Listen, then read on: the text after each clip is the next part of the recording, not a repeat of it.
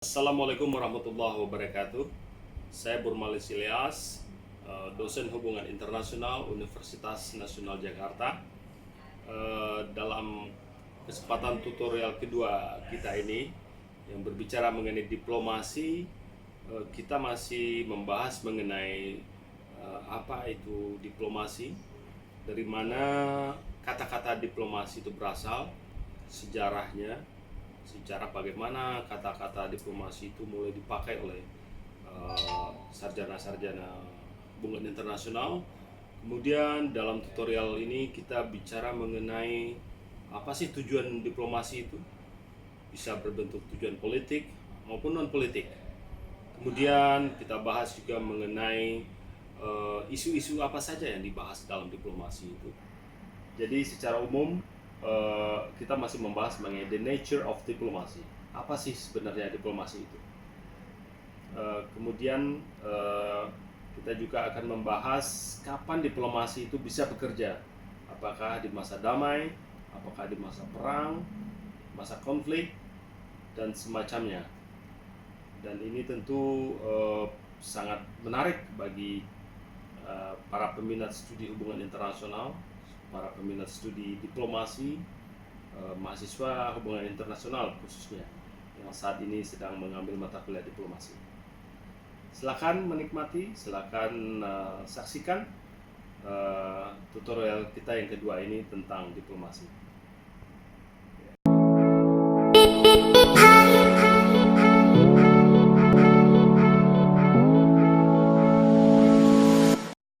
Diplomasi itu berasal dari bahasa Yunani, kemudian lebih dipopulerkan oleh Prancis. Berasal dari kata diploma yang terdiri atas diplo yang berarti lipat dua dan ma berarti objek berarti objek yang dilipat dua. Kemudian dokumen diartikan sebagai sebuah dokumen yang berlipat dan menjadi sebuah dokumen yang mempunyai privilege, keistimewaan, dianggap juga sebagai surat izin untuk perjalanan, ya, yang diberikan oleh pangeran kepada perwakilannya. Kemudian berkembang menjadi sebuah dokumen yang dikeluarkan oleh kanseler, yang berarti adanya agreement di antara negara-negara yang berdaulat. Artinya dokumen itu menjadi sebuah agreement atau persetujuan antara negara-negara yang berdaulat, ya. Kemudian diplomasi kemudian diartikan dengan hubungan internasional dan menjadi dokumen yang kemudian di abad ke-18 Prancis mengeluarkan terminologi diplomate atau diplomat, yang berarti orang yang diberi otorisasi untuk bernegosiasi atas nama negaranya. Jadi istilah diplomat itu dipopulerkan oleh Prancis, ya. Jadi ini lebih kurang sejarah akar kata diplomasi itu berasal. Berikutnya kita bicara mengenai the nature of diplomacy. Artinya apa sih diplomasi itu? Karakteristiknya seperti apa? Kadang-kadang istilah diplomasi itu diartikan dengan berbagai cara, berbagai interpretasi. Yeah, the term diplomacy is used in a variety of ways. Sometimes it is described as the art of telling lies on behalf of the nation, or as instrument for employing deceit and duplicity in international relations. Ya, kadang-kadang ada pengamat yang mengatakan bahwa diplomasi itu adalah seni untuk menipu atau seni untuk melakukan kecurangan atas nama negara, atau instrumen untuk melakukan kecurangan dan duplicity, ya, dalam hubungan internasional. Jadi kadang-kadang diplomasi itu diartikan secara negatif, artinya diplomat dianggap sebagai orang yang dikirim oleh negara untuk menipu di negara lain. Apakah pendapat itu benar? Nah, baiklah, kita akan coba untuk melihat lebih jauh apa itu diplomasi yang sebenarnya. Jadi, diplomasi is not immoral. Artinya diplomasi itu bukan berarti tidak bermoral. Jadi sebenarnya diplomasi itu bukan sebuah seni kecurangan atau propaganda atau sesuatu yang tidak bermoral. Diplomasi itu adalah sebuah seni bernegosiasi, the art of negotiation. Jadi diplomasi tidak bisa kita katakan adalah sebuah seni yang berkonotasi negatif, tetapi sebenarnya diplomasi itu adalah sebuah seni yang sangat positif, di mana tujuannya sangat positif, menciptakan perdamaian dalam mencapai tujuan nasional dan juga tujuan-tujuan global lainnya. The nature of diplomacy yang kedua adalah diplomacy is a means of international relation. Artinya diplomasi merupakan alat dalam hubungan internasional. Jadi diplomasi dianggap sebuah alat yang normal dalam melakukan hubungan internasional, di mana diplomasi itu terdiri atas berbagai macam teknik dan prosedur dalam melakukan hubungan antar bangsa. Jadi diplomasi itu merupakan cara yang sudah sangat normal dalam hubungan internasional. Nanti kita akan mempelajari berbagai teknik dan prosedur-prosedur yang ada dalam diplomasi itu sendiri. The nature of diplomacy yang ketiga adalah diplomacy is a machinery for action. Artinya diplomasi diakui sebagai mesin ofisial dalam pelaksanaan hubungan internasional. Jadi diplomasi dianggap sebagai satu-satunya mesin ofisial dalam melakukan hubungan internasional. Yang keempat adalah diplomasi act through subtle procedure. Artinya diplomasi itu dilakukan dengan berbagai macam prosedur.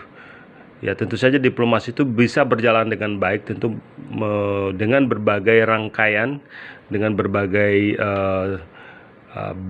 badan seperti foreign affairs, artinya kedutaan besar, embassies, ya, delegation, konsulat, special mission, yang dengan berbagai tugas dan fungsi masing-masing.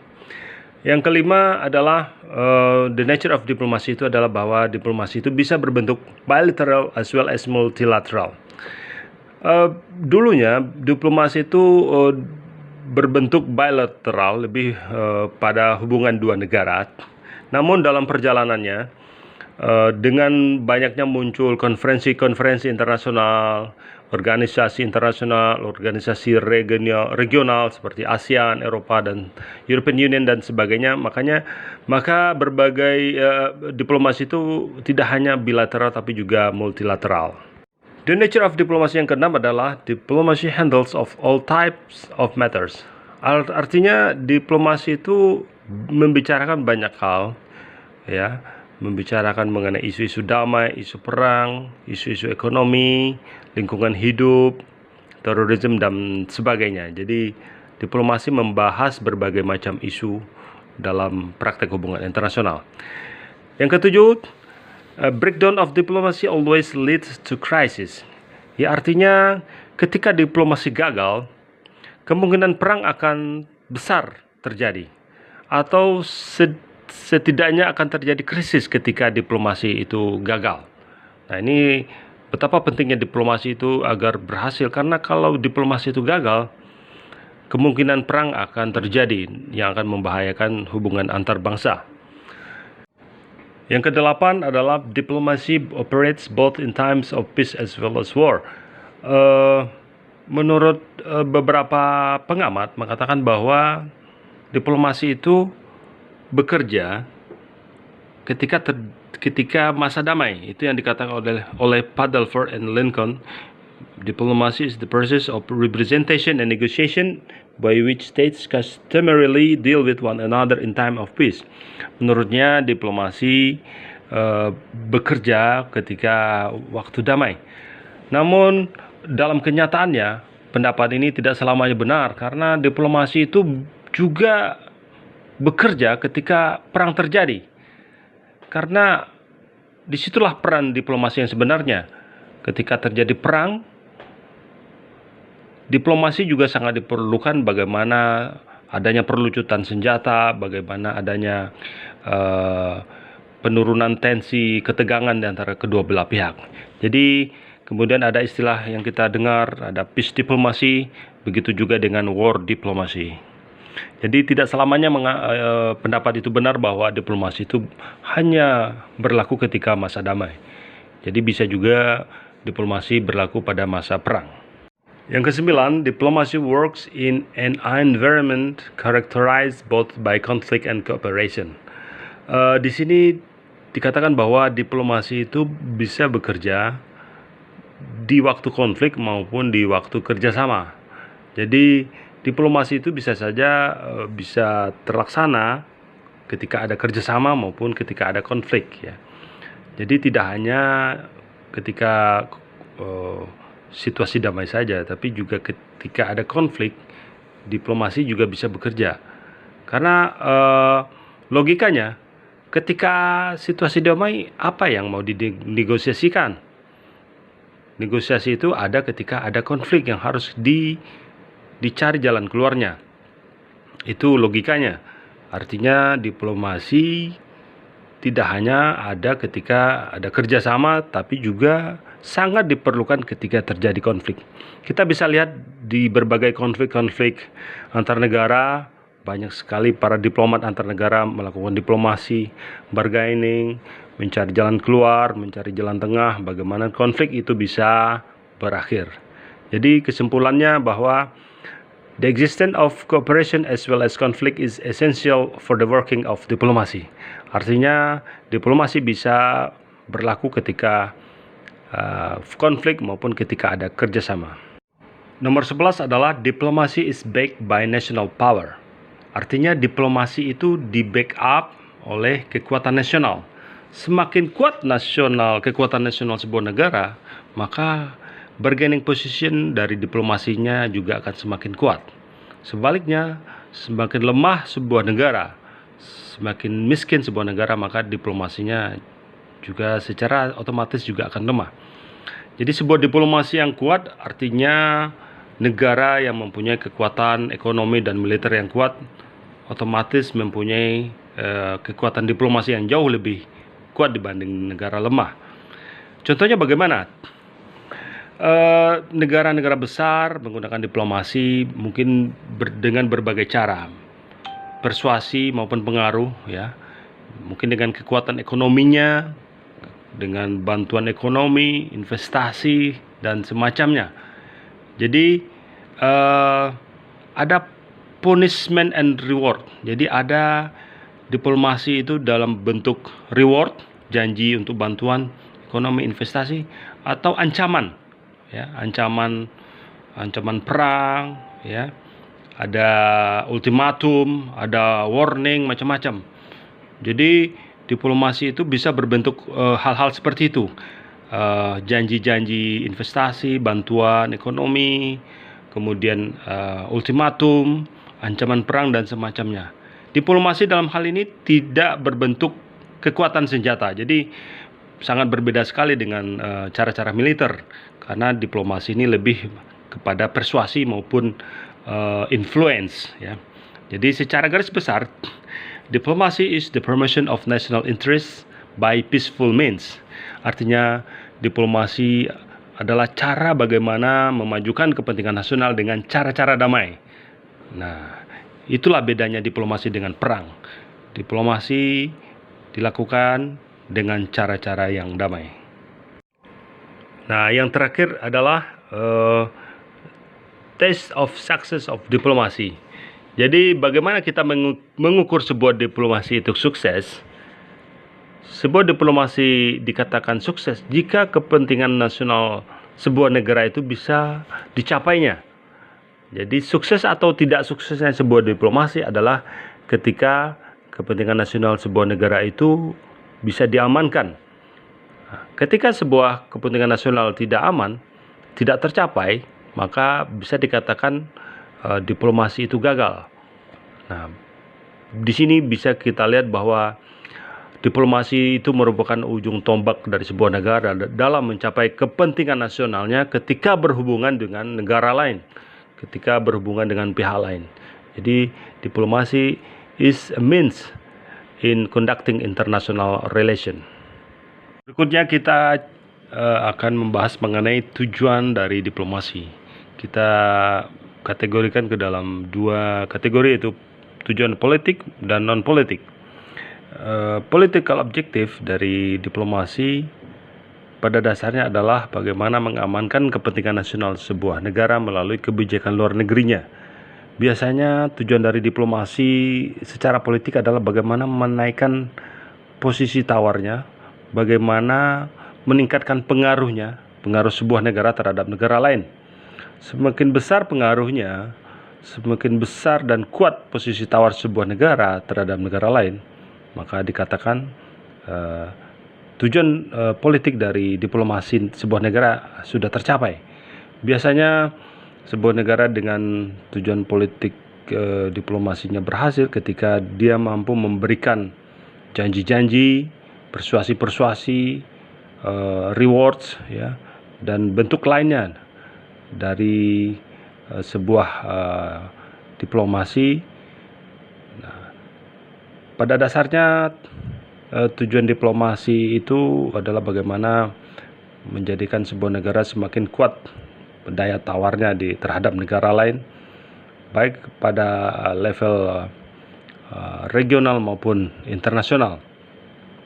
Kemudian yang paling penting dari tujuan politik dari diplomasi adalah bagaimana menciptakan persahabatan dan kerjasama di antar negara. Semakin banyak dan bagus persahabatan sebuah negara dengan negara lain, dan semakin banyak kerjasama yang dihasilkan dalam forum-forum bilateral maupun multilateral, maka bisa dikatakan bahwa tujuan politik dari sebuah negara, tujuan politik dari diplomasi sebuah negara sudah bisa kita katakan berhasil dengan baik. Berikutnya kita membahas mengenai tujuan non-politik dari sebuah diplomasi. Kita ketahui bahwa negara bangsa sangat tergantung satu sama lain. Mereka saling bekerja sama, saling bantu-membantu, saling mencari keuntungan dari sebuah kerjasama. Nah, tujuan non-politik dari diplomasi bisa berbentuk tujuan bagaimana meningkatkan perekonomiannya, meningkatkan keuntungan ekonomi melalui kerjasama ekonomi, industri, perdagangan, dan sebagainya. Begitu juga tujuan non-politik dari sebuah diplomasi bisa berbentuk kerjasama budaya, bagaimana sebuah negara bisa mempromosikan budayanya di negara lain, atau bagaimana diaspora sebuah negara bisa dan selalu melestarikan budayanya di mana mereka berada. Nah, ini merupakan tujuan non-politik dari diplomasi. Kita bisa lihat bahwa di setiap kedutaan hampir kita lihat akan ada selalu pertunjukan-pertunjukan budaya yang ditampilkan oleh kedutaan tersebut. Nah, ini merupakan salah satu tujuan non-politik dari sebuah diplomasi. Nah, bisa dikatakan tujuan politik dan non-politik merupakan sasaran dan tujuan yang sangat diharapkan oleh sebuah diplomasi.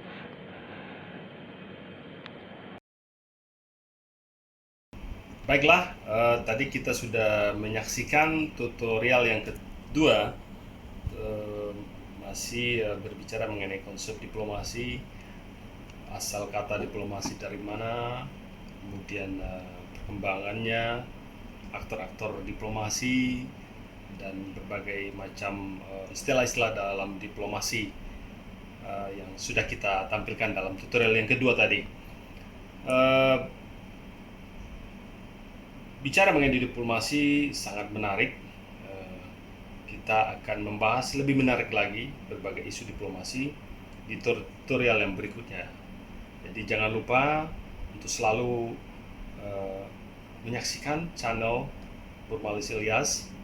Please like and subscribe supaya bisa mengikuti semua update perkembangan mengenai isu-isu diplomasi, hubungan internasional, politik luar negeri yang akan kita bahas dalam video YouTube kita ini. Sekali lagi terima kasih dan selamat menikmati. Assalamualaikum warahmatullahi wabarakatuh.